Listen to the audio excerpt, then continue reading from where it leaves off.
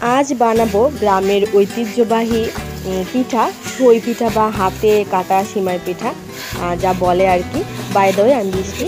সবাই কেমন আছেন? আশা করি সবাই অনেক ভালো আছেন। সবাইকে এসবি স্যাটিসফাইড লাইফ চ্যানেলে স্বাগত জানাই।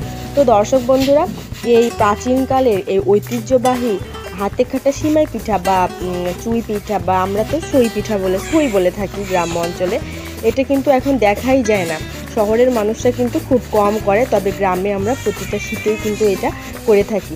এটা বানানোর নিয়ম হচ্ছে চালের গুঁড়া, যেরকম রুটি পিঠা বানানোর জন্য যে পানি গরম করতে হয় ওরকম গরম করে একটা ডো তৈরি করতে হয়। তারপর আম্মু যেভাবে হাত দিয়ে শেপ দিল ঠিক ওইভাবে করতে হয়। আমার আম্মু অনেক সুন্দর এটা করতে পারে, একদম চিকন চিকন। দেখুন দর্শক বন্ধুরা, আমাদের বানানো শেষ হয়ে গেছে। কার কার এরকম হাতে কাটা সেমাই পিঠা বা চুই পিঠা যাই বলেন কেমন লাগে অবশ্যই কিন্তু কমেন্ট করে আমারে জানাবেন।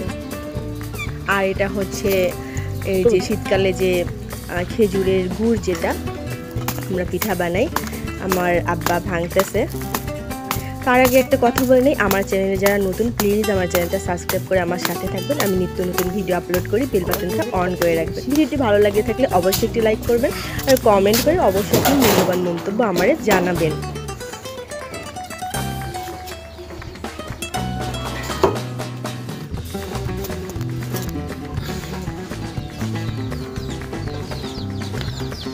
সই পিঠা সইটা বানানোর জন্য বা হাতে কাটা সিমাইটা বানানোর জন্য এখন আমরা গরুর দুধ নিয়ে নিয়েছি। গরুর দুধ জাল করবো।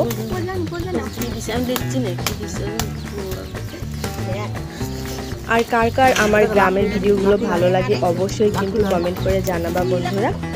আর যারা যারা চেয়েছো গ্রামের ভিডিওগুলো দেখতে, MS মিডিয়া, সুজন ভাইয়া আরও সুক্তার আপু আমার গ্রামের ভিডিওগুলো দেখতে চায়, তাদের জন্য আমার প্রাণ ঢালা ভালোবাসা। অবশ্যই জানাবেন যে আমার ভিডিওটি আপনাদের কাছে কেমন লেগেছে। আপনারা উৎসাহ দেন দেখে আমি ভিডিও করার অনুপ্রেরণা পাই। তো আমার আব্বা হচ্ছে, এটারে আমরা পাটারি বলি, আঞ্চলিক ভাষায় পাটারি বলি, ভালো নাম পাটালি বা যাই হোক খেজুরের গুড়। তো আমার আব্বা ভাঙতেছে, ভাঙা হয়ে গেছে। এটা কিন্তু মুড়ি দিয়ে খাইতেও অনেক ভালো লাগে শীতের দিন সকালবেলা। তো এখানে আমার দুধ ঢালতেছে, এটা খাঁটি গরুর দুধ। আর গ্রামে থাকলে কিন্তু সব কিছু একদম ফ্রেশ আর খাঁটি, মাছ মাংস দুধ যাই বলেন, ডিম থেকে শুরু কইরা। আর এখানে খেজুরের গুড় আম্মু একটু পানি দিয়ে জাল করে নিবে, অল্প একটু পানি দিয়ে জাল করে নিবে। আর এখানে দুধ জাল করতেছে। আর সব কিছুই কিন্তু হবে মাটির চুলায়।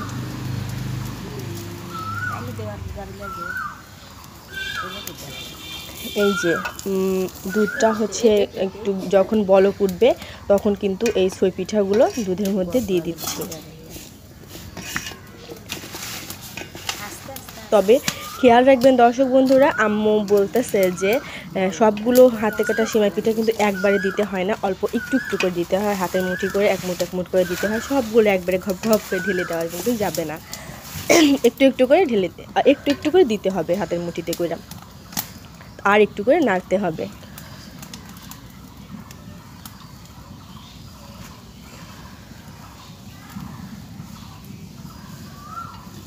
এই যে একটু একটু করে দেওয়া হচ্ছে আর একটু একটু করে নাড়া হচ্ছে। আচ্ছা দর্শক বন্ধুরা, গ্রামে আপনার এই যে আমরা যেটা দিয়ে নাড়তেছি এটারে কি বলেন? আমরা তো আঞ্চলিক ভাষায় সুজন ভাইয়া লাহুর বলি বা লাকর, তোমরা কি বলো অবশ্যই জানাবা।